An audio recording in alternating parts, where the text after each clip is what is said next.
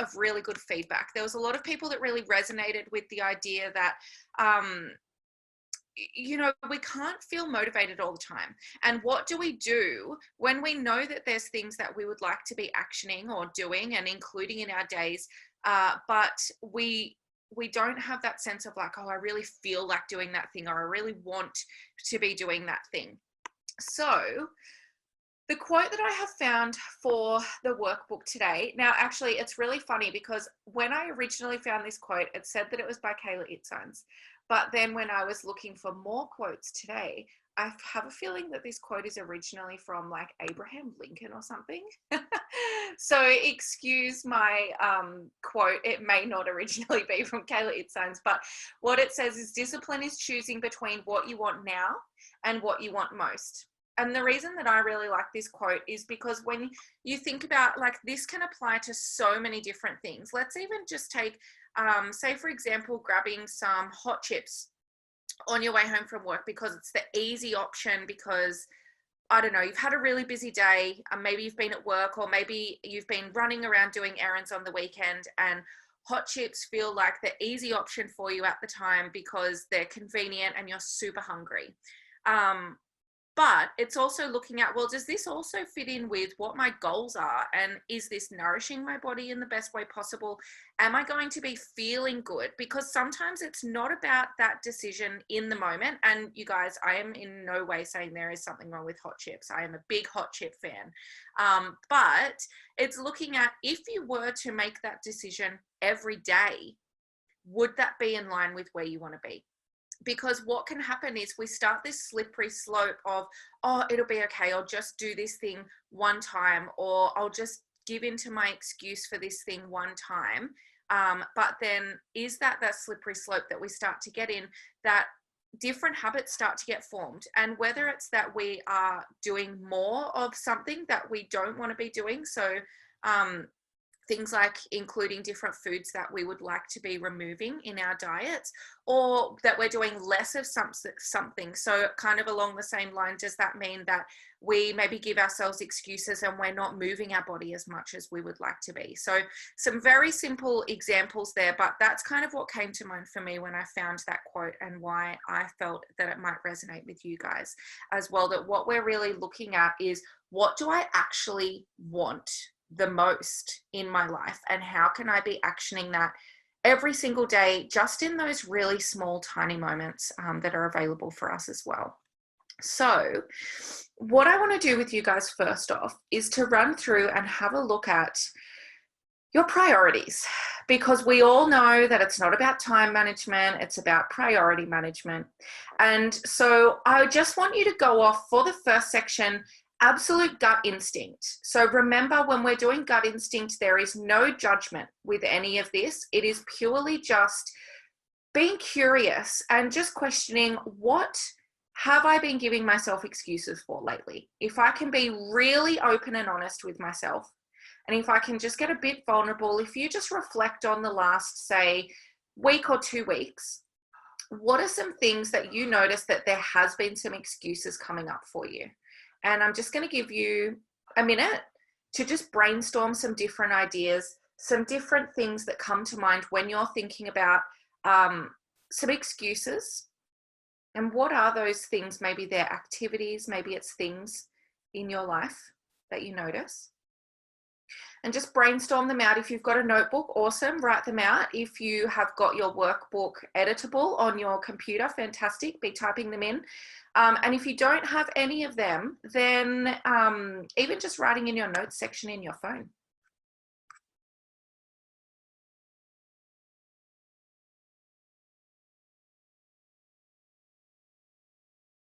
So just being really honest with yourself. Remember, you're going to get the best results from these workshops and these sessions if you can be really honest. And what I want you to be thinking about now, you can start to see a few different areas in life, or a few different things that excuses may have been coming up for you. I want you to now think about why. Why are these excuses coming up for you? But like I've got written here, really, why though? So go deep with this. Don't just go surface level. really why has these been coming up for you? Because we know that at the end of the day, it's a lot bigger than our excuses. It's not just because we don't have time. For a lot of these things, when we're looking at our motivation lacking off, what we're actually really saying to ourselves is, I don't feel like doing that thing. And we know that all of our behavior runs off our feelings. And if we don't feel like doing something, there's a good chance that we're not going to do it. And that's a lot of what we're diving into today. So again, really bringing that curiosity for you. Why have my excuses been coming up for me recently? So we're definitely going to be able to work on some of those surface level things as well. So don't discount them, write down those surface levels, but be willing to go a little bit deeper, dive a bit deeper with yourself as well.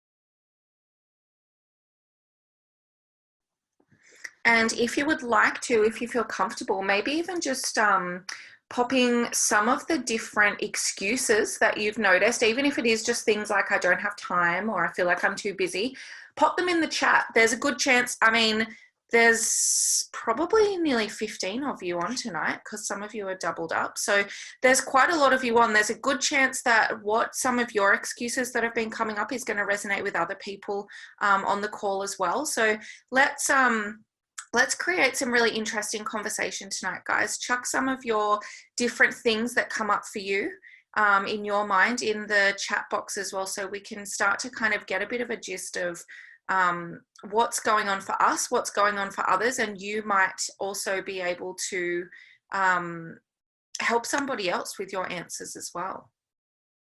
Yeah, Jody's noticing, I feel too overwhelmed. I feel like one more thing will break me. That's a big one, isn't it, Jody? And that's a really good realization to have. Brendan notices energy. So I'm guessing maybe lack of energy there, Brendan. Yeah.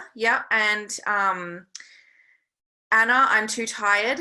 Feel that, Anna. I feel that. Jackie, an excuse I've had for not doing longer consistent hikes is due to overwhelm with wearing a mask in Victoria. Oh, Jackie, I didn't know you're in Victoria. Oh my goodness. Yeah, crazy. I can imagine that would feel quite difficult. Yeah, and adapting your breathing. And Brendan, I've got no more to give. So, wow, it sounds like there's a lot of overwhelm happening for you guys, which is big. That's really interesting to start to notice. And something that, if you haven't watched the reverse culture shock workshop that I did probably about 2 months ago now, what we really started to notice is, you know, with COVID that happened, we started to feel like we had a lot more time because a lot of the things that we would normally be doing with our time were taken away from us. So we weren't able to be doing things like going to the gym, going to the shops, going to cafes, like all of that kind of stuff. And so we felt like all of a sudden we had more time, even if you were still working, like still at a job that you were still able to work and lucky enough to be able to do that. But now, as you know, businesses have started to reopen and life is kind of readjusting again, that we do have that sense of like, wow, I'm really starting to feel quite overwhelmed because we got that little taste of what it feels like to not be able to do a lot of the things that were in our normal routine, say 12 months ago, and really feeling into that idea of feeling quite overwhelmed with that as well. Alicia notices fear of failure. That's a good one. I really like that one, Alicia. Christy, I hate cooking, so I've been ordering too much on Menu Log. I've used the excuse that I have just moved and I haven't done a proper shop. Interesting. I like that one, Christy. Heath, I'll do it tomorrow. Yeah, that's such a common one, isn't it, guys? Like, oh, I'll just do that tomorrow. Like, it'll be okay if I don't do it now, but then tomorrow turns into the next day and the next day. Yeah, definitely. Michael, focused off health to prioritize strength and being bored. Declan has a really funny perspective on being bored. I'll get you to ask him about that because he's got a really funny example that he can give you as well. But yeah, definitely that kind of idea of boredom, or noticing. I like that you notice that, yes, there has been one focus that's been taken off, but it's been to prioritize another area. So exactly like I said at the start, a lot of the time, one of the biggest excuses that we can have is, I feel like I don't have time. And so what we're actually saying is, I just haven't been prioritizing maybe the right things or the things that help me to feel good at the moment. And so I like that you've brought that idea of different priorities coming up for you in that one there as well. Worried I will disappoint others, feeling the need to prioritize the needs of others and not caring about myself enough. Good catch, Alicia. And again, noticing the different priorities coming up there. And Jodie's also resonating with that one too. So yeah, we can see that there is such a huge array of excuses or things that come to mind when we're looking at why we don't do the things that we really actually want to do, or the things that we would like to be feeling more disciplined with. And like the little quote at the bottom of that workbook page that I've got there, you will never always be motivated, so you must learn to be disciplined. And sometimes, like for some people, the idea of bringing in this discipline, it's really just about flipping that language change and getting used to that language change, that we kind of have this idea that we want to feel motivated really regularly. And if we don't feel that feeling, we don't feel motivated and we don't feel like we want to do something, then we start to fall into that trap of buying into that and believing that, oh, well, maybe it's not important to me. Maybe it's not something that I want to be doing. And so when we can create that language change and flip it to, I want to be disciplined, is that even a mindset change or a language change that comes in that helps you to feel like you actually want to be taking action more often on some of these things for you? So I've got 3 different solutions for you guys to be working through. Now, step 1, I mean, it's the classic, what we always talk about. We cannot create change unless we are aware of something. You can't change something if you're not aware of it. So step 1 is purely the awareness of the cycle. So you'll see there's a bit of a circle that happens there. The first thing that happens is we have a negative thought. So that negative thought will be exactly all of the things that you guys have just been commenting in the chat. Things like, I feel uncomfortable, I don't have time, I might fail, I'll do it tomorrow, it feels too hard, I'm overwhelmed, I'm tired, I'm exhausted, I don't have enough energy, all of those different types of things. So we have the negative thought that pops up for us. Now, what happens then is that starts to create a negative feeling, or a feeling that we want to feel less of. So it might mean that we feel a bit nervous. We might feel a bit anxious, we might feel overwhelmed, we might feel stressed. And of course, we know that these are feelings that we want to feel less of. And so when those feelings pop up, a lot of the time what we start to do is really think about how we can move through them as quick as possible. Now, for some of us, that might look like repression. And for others, it might just be, like I said, just moving through that really quickly and doing what you can to move more towards those good feelings, or the feelings that you want to be feeling more of. So what happens then, we buy into that negative thought and feeling, which means that then the last step is that we don't take action, or we start procrastinating. So this is that like moving away from that feeling quite quickly, or we buy into our excuses. And so you can see that this starts to become that loop that just happens over and over again, that once we've had that feeling, we buy into that thought or that feeling. So you guys will all know that we don't just have our thoughts, but we have our physiology as well. So we've got our mind and our body that plays a part in creating that feeling. And then what happens is we actually attach to that thought and that feeling, we buy into that, and then that leads to the reduced action, or the not actually taking action at all on the thing that it is that we actually really do deep down want to be achieving, that kind of more long-term goal. So I don't know about you guys, but for me, I notice procrastination comes up quite a lot as well. So we're either looking at not taking action at all and doing something else, or procrastinating on that thing and still having it on your to-do list for the day or the week, but kind of filling maybe your morning or the day with all of the other little things so that you still kind of feel like you're still achieving during the day as well. So basically, one of the easy ways to notice motivation. So I want to actually look at the difference between motivation and discipline with you before I start to actually look at the different solutions that we can be implementing. Is when we start anything new is really when we can notice that motivation feeling really high there. So we're focusing on the new shiny things in life. It's like anything that feels exciting. So there's so many different examples that we can look at here. It might be that you decide that you want to refresh your routines. Maybe you've got a new morning routine or something that you want to be including in your evening routine, and that feels new and exciting for you.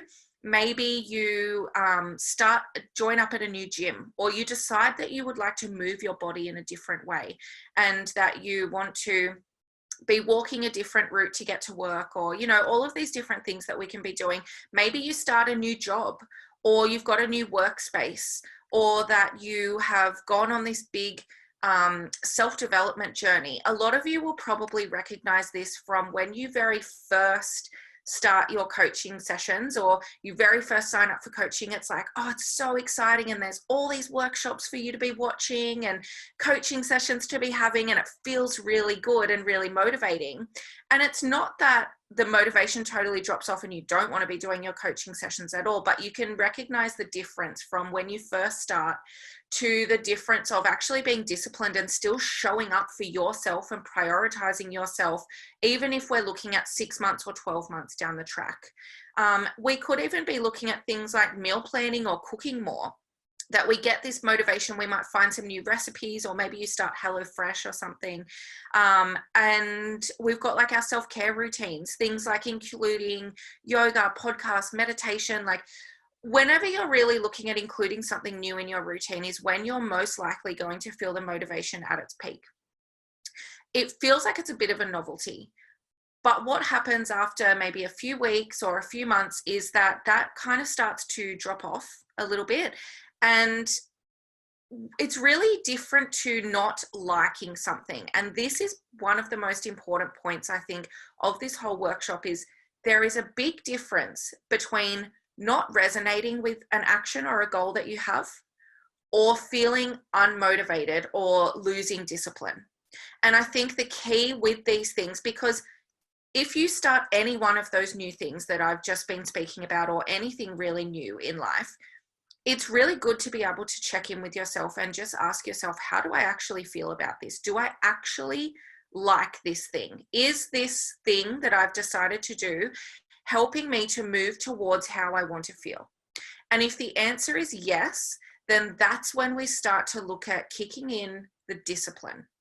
If the answer is no, and let's just say you've decided that you would like to start meditating, and you've given it a go for a week or two, and you decide, you know what, this kind of really isn't for me. There is so many other ways that you can be achieving whatever it is that you want to be achieving. If we're looking at meditating, probably being more present, helping to calm your mind, feeling a little bit more calm and relaxed. There's not just one way to be achieving your goals. So really calling yourself out and sitting with yourself and just questioning, do I not feel like doing this because my motivation has slacked off a little bit? And that's okay. That's when we can bring in the discipline. Or do I actually not feel like doing this thing because it doesn't actually resonate with me? And can I be chatting with my coach or my friends or family about some different ways that they may be able to suggest to help me to still be achieving the feeling that I want to feel? Because remember, everything that we do in life is related to how we want to feel. So the interesting thing also about motivation and discipline is, I know majority, not all, but majority of our clients they lean more towards that certainty side of life. and they like their routines, they like structure, they like to know what's happening, they like to plan things out. Maybe you enjoy your to-do lists and stuff like that. And if that's you, the really interesting thing to notice is that this is the exact opposite. And for people that really do enjoy that certainty side of life, it may be one of the only times in life that you start to notice within yourself that you don't like certainty and that you want to employ this idea of the variety. Because when things start to feel a little bit stale, we want variety, we want to shake things up a little bit. And that's kind of the exact opposite of normally what our certainty driven people would like to do. So I think it's really interesting if you really resonate with that feeling of like, yeah, I am quite certainty driven and I do like that structure and routine in life. To recognize that there is an aspect of life that does come up for you that does actually lean more towards that variety side, and to lean into that and start to feel a bit more comfortable with that. Because if you can start to feel more comfortable with variety in this aspect of life, it means that if there is big change or sudden change in life that comes about, that you'll be more adaptable and more able to move through that a lot quicker as well, because you have already leaned into feeling a bit more comfortable with the variety in things as well. If that doesn't make sense to anybody, or if you haven't gone over the 6 psychological needs, maybe just make a note of that and chat with your coach about it as well, because we can definitely talk about that with you. So yeah, like I said, motivation feels really good. We can notice we feel motivated when we feel excited. You might feel really pumped up. You feel productive. Maybe you feel really accomplished, and essentially you feel really proud of yourself for doing these things and taking action. But what we want to start to recognize is it's actually never been about motivation. It's actually always been about discipline. It's just that it's being hidden under your motivation. So we're looking at every decision that you make. Every single thing that you do in your life comes back to discipline. Every habit that you have from the minute that you wake up. So everything that you do, whether that's rolling over and picking up your phone and scrolling, or responding to text messages, or that you get up and you meditate, or you do some journaling, or you have a shower and make your breakfast and get ready for work. These are all habits that you have, and these have all been formed from decisions that you make every single day. And we can look at big things as well, like meal planning, like exercise, like conversations that you choose to have or choose not to have with different people during your days, even down to our reactive behaviors that we have. So every single thing that you do in your life comes back to the discipline of what you do or what you don't do. Motivation is the kick in the butt that you needed to get started. Discipline is when that novelty wears off and you actually need to choose the outcome of what you want in the long term, not just the short term. So I hope that that gives you guys a bit of a sense of the difference between the two. Of course, if you have any questions, chuck them in the chat box, or if you've got any comments even, chuck them in the chat. But to understand the difference between these two things and how they actually feel is really going to help you to get a good idea of what discipline actually feels like to you when you would like to start to include this. So if we're looking at our solution, step 2, what we're doing is bringing in some acceptance and commitment therapy here, and we are unhooking from your thoughts, because what we noticed was the first step that happens is the negative thought that comes up. So basically, if we can start to unhook from that negative thought, we cut out the whole rest of that cycle and we can move away from that cycle. So acceptance and commitment therapy teaches us that our thoughts are purely just that. They are just thoughts. Our thoughts are not reality. And I've got 3 different techniques from acceptance and commitment therapy to teach you guys tonight. So when we're unhooking, what we can do is we can view our thoughts as a story. So this is a diffusion technique. I have 2 diffusion techniques for you. So diffusion technique 1 is about viewing the thoughts, or viewing your thoughts, as a story. So what I mean by that is, let's just say the thought that comes up is, I'm too overwhelmed for this today. I've got so much on my plate. I'm so overwhelmed. Now that is a thought. And yes, you can buy into that thought and you can start to create the feeling. But if we're working on diffusing and unhooking from that thought, what we're doing is looking at this and taking a step back. So instead of feeling super connected to that thought, we can take a step back and we can view it as, okay, this is the I'm too overwhelmed story. And you can see that by changing the language and reframing our language around our thoughts, it means that we are able to then view it purely as what it is and separate from that. This is my I'm too overwhelmed, I'm too busy, I don't have time story or TV show. That we start to just view them as, like, imagine you are watching a movie and it's your thought playing out in that movie or in that TV show.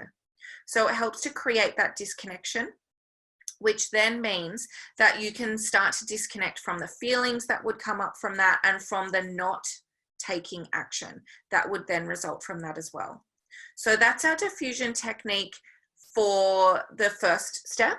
Second step for the diffusion technique that we can look at is watching it on a computer screen. So if you are more of a visualizing person, if you like things like meditating and stuff like that, this one might feel good for you. So what you can do is, I mean, of course, the first step is to be aware of the thoughts. So we're always catching and being aware of the thoughts first.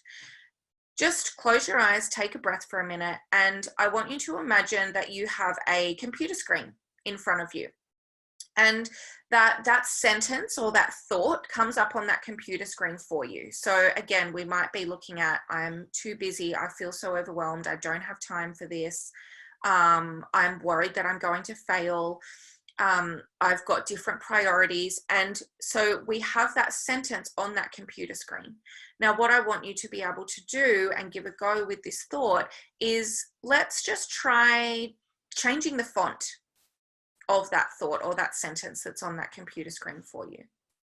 And now maybe you could try changing the color or the size of the sentence or the words that are on that computer screen for you. Maybe you could even animate it. Maybe it can be bouncing around the screen. And you can see that by doing these things, what we're doing is, again, disconnecting, diffusing, unhooking from those thoughts that are happening and purely just viewing them as they are, as just a sentence.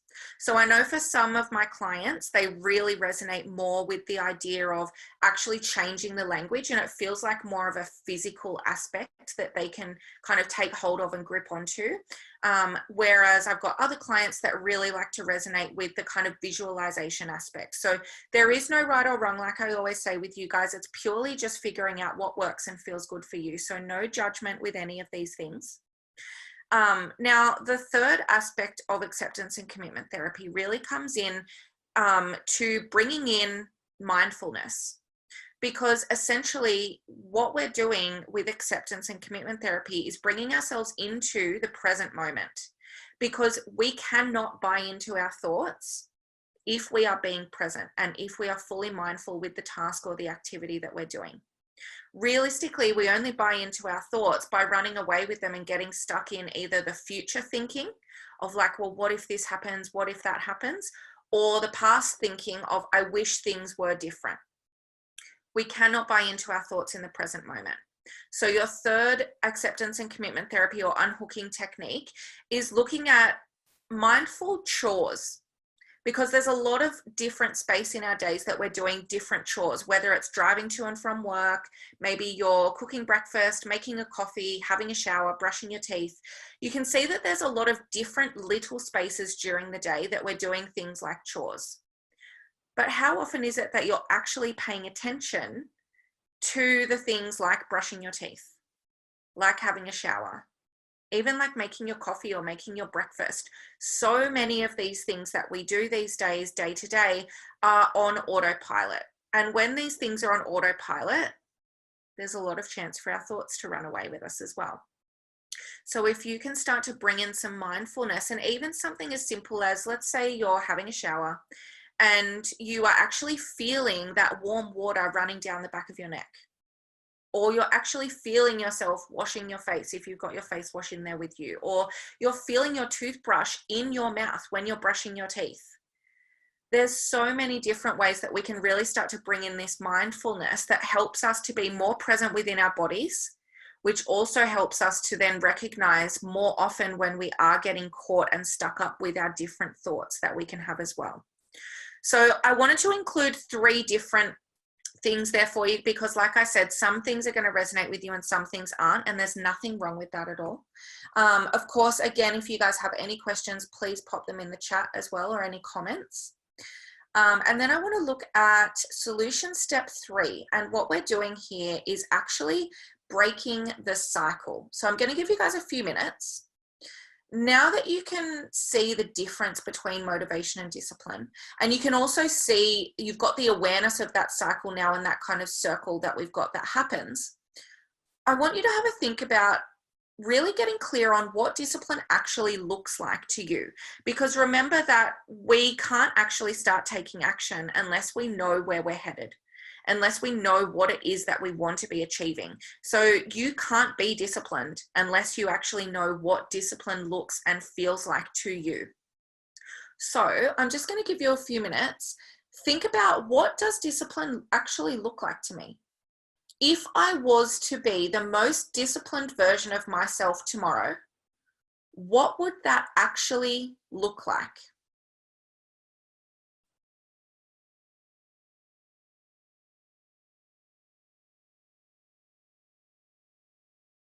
How close do I relate delayed gratification with discipline? Oh,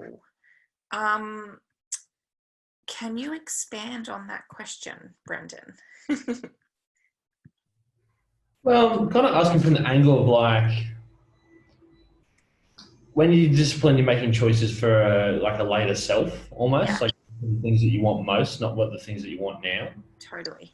I was just, I don't know where your angle was on like how close they are, because they do sound so similar when you put it like that. Yeah, definitely. I feel like they're kind of, I mean, for me personally, they kind of feel like one and the same. That, yeah, it is that idea of like, what does my future self actually want, and how do I want to feel in the future, and what can I be actioning towards that now?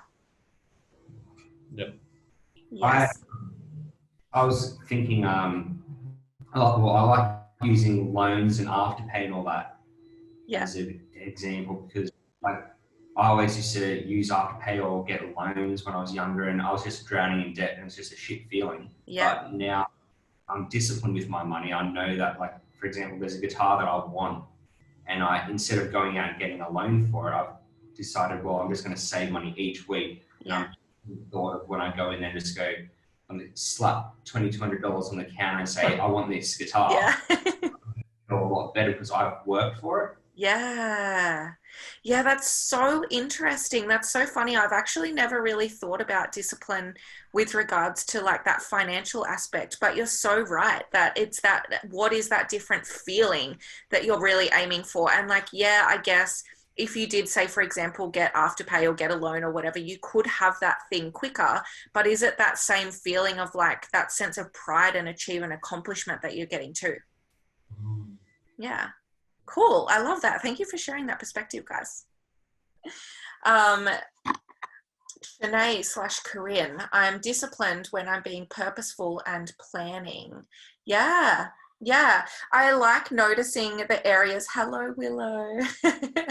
I like noticing the areas that we are being disciplined in, because if you can notice that, then it's looking at, okay, well, how can I take that feeling or those actions and be putting them into place in other areas of my life that I don't feel so disciplined in?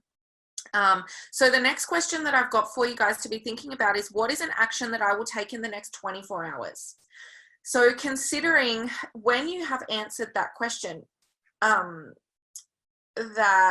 I mentioned earlier, what if I was to be that most disciplined version of myself tomorrow, what would I be doing? Thinking about your answer to that, I want you to consider, okay, well, what's one thing that I actually want to be doing, or that I will commit to doing over the next 48 hours. So maybe you notice that there is something that you could be doing tomorrow or the next day that's going to help you to feel more motivated and more disciplined.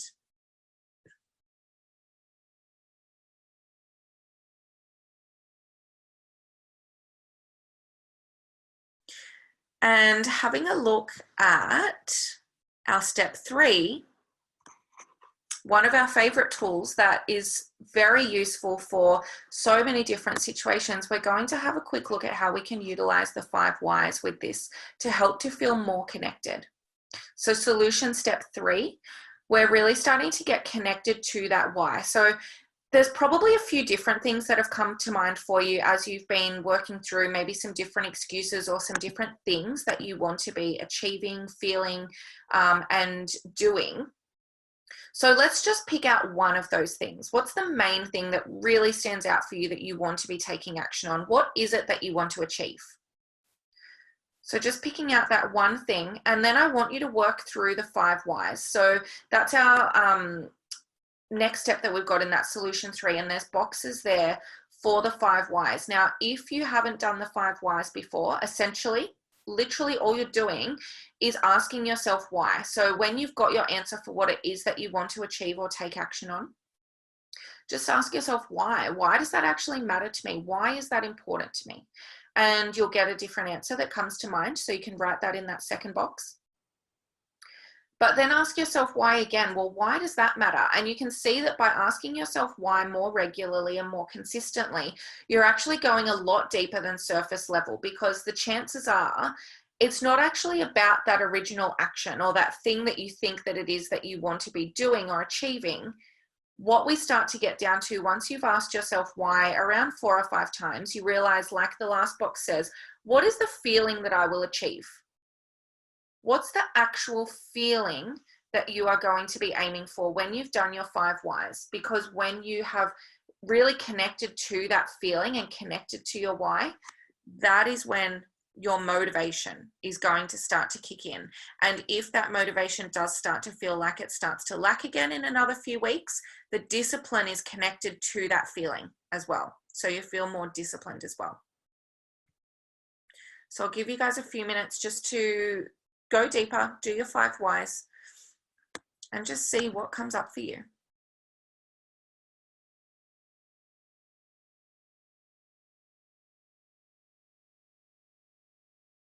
Again, it's probably something that we'll notice there might be some similar feelings coming up. What is your feeling? What is your why?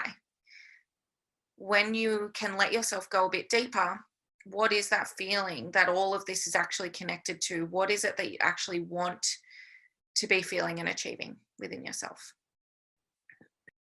I know for me, when I'm thinking about a lot of my things that I would like to be feeling disciplined with, when my motivation starts to lack, a lot of the time it's that sense of pride or achievement within myself. That's definitely a feeling or 2 feelings that really drive a lot of my action steps that I want to be taking.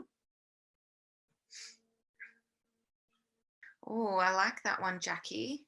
Jackie is aiming for feeling whole. So contentment with not allowing self-doubt eating away from my discipline. That's such a good catch that you notice as well, like that second part of recognizing what it is that kind of takes away from that sense of discipline. That's a really good sense of awareness there, because it gives you that extra level of being able to notice that if you do see that come up for you. That's really cool. Thank you for sharing, Jackie. Christy, feeling good within myself that I have done all the boring chores, then they're completed, so I can spend the weekend not thinking about those things when the kids are here. Yeah. So Christy, I wonder if quality time is something that really feels good for you. Yeah, that's awesome. I love that. Thank you for sharing that too. That's kind of that idea of what we're prioritizing now for being able to then prioritize other things in the future, and knowing what we want to be able to have time for or feel like we have time for. Alicia notices feeling good enough is a big one. That's such a big one for so many people. Alicia, that idea of like, I just want to feel like I've done enough, that I'm good enough, that I've actioned enough. So yeah, for sure. Michael, I'll be self-sufficient and in control of my life. I love that. That's so powerful. Thank you for sharing that.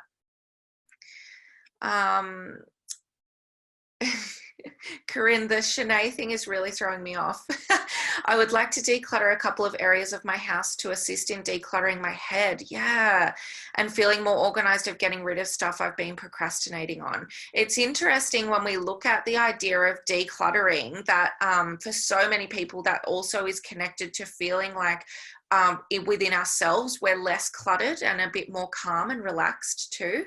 So noticing that, it makes a chore, something like decluttering a room or doing the washing up and things like that, seem like we actually kind of have that want behind it as well. So that's what we're really aiming for when we're getting down to those feelings and those whys, is we start to feel more connected. We actually want to be taking action, and we start to change it to I choose to do these things instead of I have to, I need to, I've got to, which is what those language changes are also things that we notice coming in when the motivation starts to lack, like, oh, I have to do this today, I need to get this done.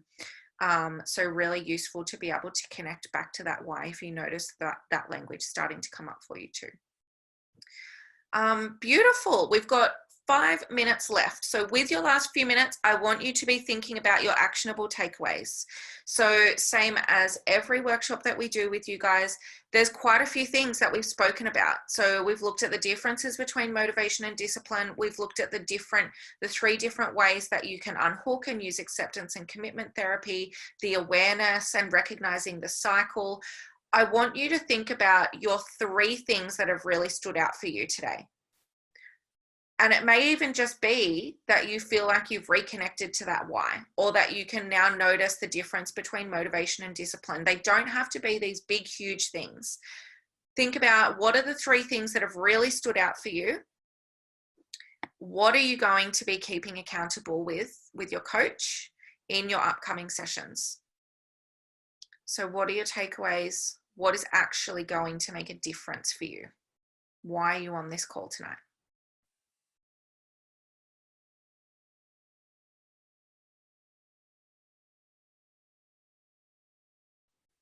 Awesome. Jackie wants to learn some more around diffusion of thoughts. That's definitely something that you can jump into. Acceptance and commitment therapy is a huge topic. So I feel like I can only really scrape the surface in like an hour session with you guys, but definitely if you have any questions about any of that, let us know. All of us at BU are fully qualified in acceptance and commitment therapy, so we can go a lot deeper. And of course, in your sessions as well, like, it's one thing to learn about these techniques, but to actually look at applying them. If you can come to your coaching session with a real life example of something, so say a limiting belief or lacking motivation or discipline that you notice is coming up, we can then help you to apply these techniques so you can actually see how it works and feel the difference as well. Also catching myself on any self-doubt and practicing self-compassion and reward myself when I do achieve my goals. Yes, huge one.